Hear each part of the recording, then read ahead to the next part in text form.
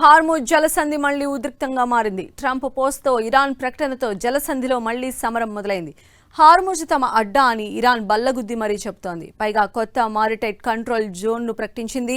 ఈ కొత్త zone ఇరాన్లోని mount Mubarak నుంచి యూఏఈలోని పుజైరా వరకు, పశ్చిమాన ఇరాన్లోని కేష్మ్ ద్వీపం నుంచి యూఏఈలోని ఉమల్ క్వైన్ వరకు విస్తరించి ఉంటుందని వెల్లడించింది.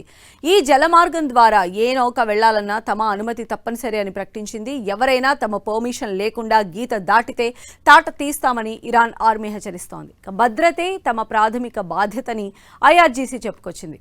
ఇప్పటికే జలసంధిలోకి వచ్చిన అమెరికా నౌకను అటాక్ చేశామని ఇరాన్ ప్రకటించింది. అంత సీన్ లేదంటూ అమెరికా సైన్యం ఖండించింది. జలసంధిలో ఒక్క నౌకపై దాడి జరగలేదని తెలిపింది.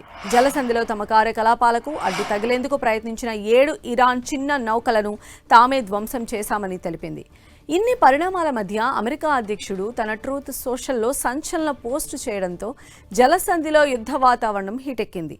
హార్ముజ్లో చిక్కుకుపోయిన వాణిజ్య నౌకలను సురక్షితంగా రప్పిస్తున్నామన్నారు. ఈ ఆపరేషన్కు ప్రాజెక్టు ఫ్రీడమ్ అని పేరు పెట్టారు ట్రంప్. దీన్ని మానవతా దృక్పథంతో చేపడుతున్నట్లు చెప్పుకొచ్చారు. ఇందుకోసం యుద్ధ నౌకలు రంగంలోకి దింపుతామన్నారు. హార్ముజ్లో నౌకలను టచ్ చేయాలంటే ముందు నన్ను దాటాలని సవాల్ విసిరారు.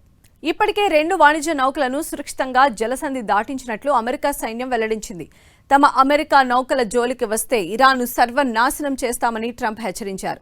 ఇలా ఇరాన్ చర్యలతో ట్రంప్ వార్నింగ్తో హార్ముజ్ జలసంధిలో వార్ సైరన్ మోగుతోంది.